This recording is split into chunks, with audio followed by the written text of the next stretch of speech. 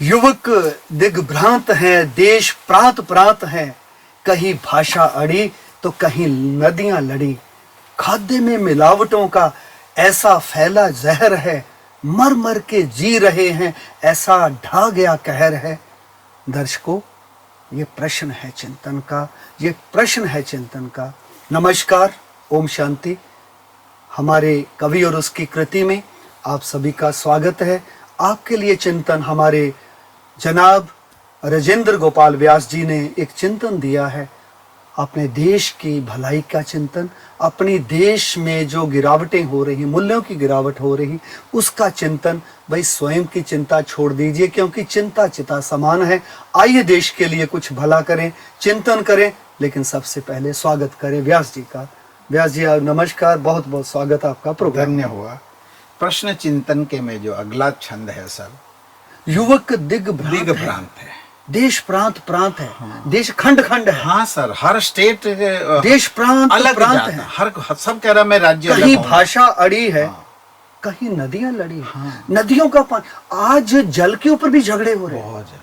मेरे स्टेट का जल तेरी नदी में नहीं जाएगा, तेरे स्टेट के लोग प्यासे मर जाएं, मुझे इस बात की फिक्र नहीं। लेकिन मैं पानी नहीं भेजूंगा। हाँ। नदियां खून की भेजने को तैयार है, हम पानी की भेजने को तैयार है। खून की नदियां बहा देंगे हम, ये मंजूर है, लेकिन गुड़ दे देंगे, गन्ना नहीं देंगे। बिल्कुल, गुड़ दे देंगे, गन्ना नहीं देंगे। बड़ी बात ये है।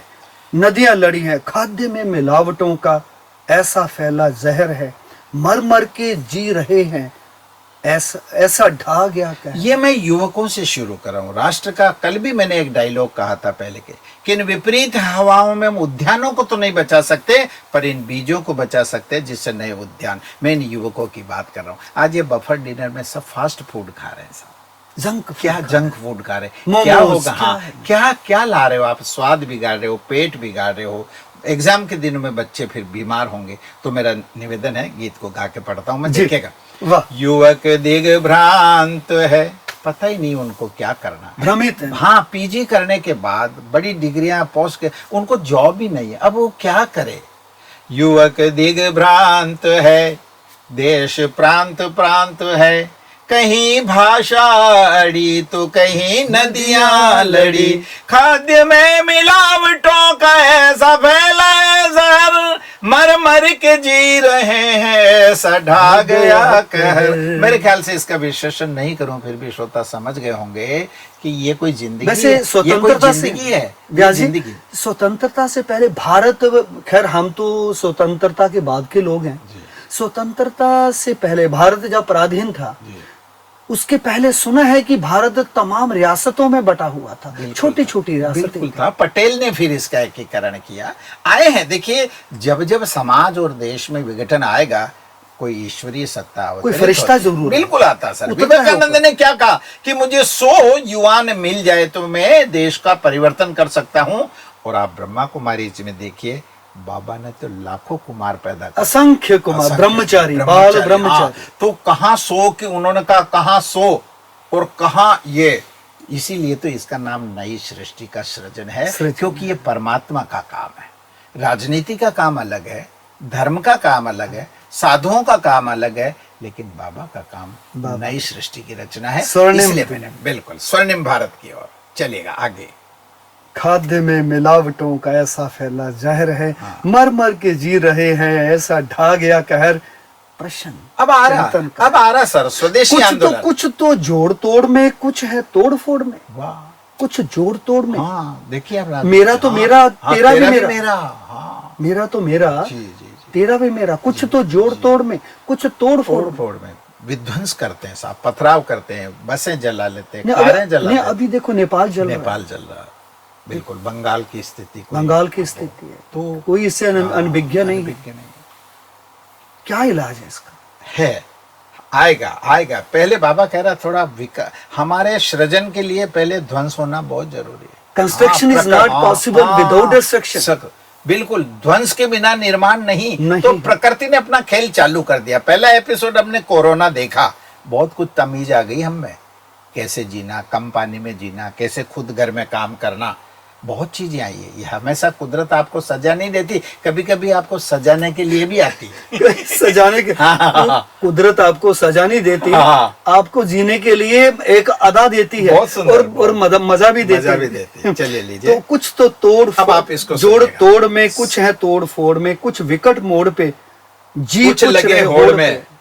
कैसे कैसे आगे बढ़े, कैसे सीढ़ी चढ़े, चाहे दूसरा मरे रे, भला इससे क्यों डरे। अब आप देखो प्रश्न इसका चिंतन क्लोजअप देखिएगा। कुछ तो जोड़ तोड़ में, सब जान रहे हैं दर्शक और भारत का मतदाता भी जान रहा है कि विधानसभाएं और राज्यसभाएं और लोकसभाएं कैसे चल रही, कैसे चुनाव और चयन हो रहा, सब पता। देखेगा कुछ तो जोड़ तोड़ में एक वर्ग है, कुछ है तोड़ फोड़ में, कुछ विकट मोड़ पे जी, कुछ लगे होड़ पे। क्या होड़ है? कैसे आगे बढ़े रे, कैसे सीढ़ी चढ़े, चाहे दूसरा मरे रे, भला इससे क्यों डरे। मुझे तो आगे आना, इसके लिए मुझे लाशें बिछानी पड़े।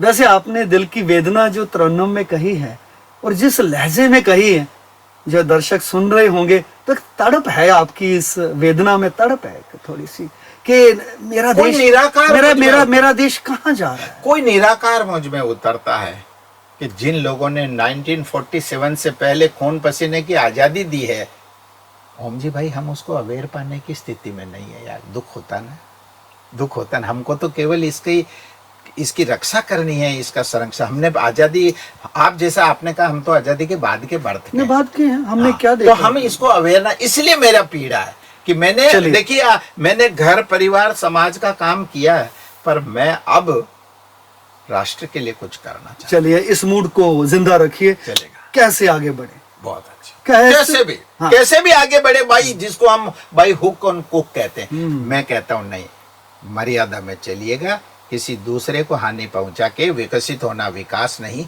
पतन है। आगे का बदल लीजिए। नैन गीले मिले, होठ सूखे मिले, मुट्ठियां बंद हैं, गरीबी दंद फंद है। गरीबी दंद फंद है, पेट पीठ एक है, इरादे नहीं नेक है, देह बिकती है यहाँ, जवानी से सकती है यहाँ। प्रश्न केवल भारत की व्याख्या कर देने से काम नहीं चलेगा सर। अंदर झांकना पड़ेगा कि अंदर एक ऐसा फल है जिसके अंदर कीड़े लग गए।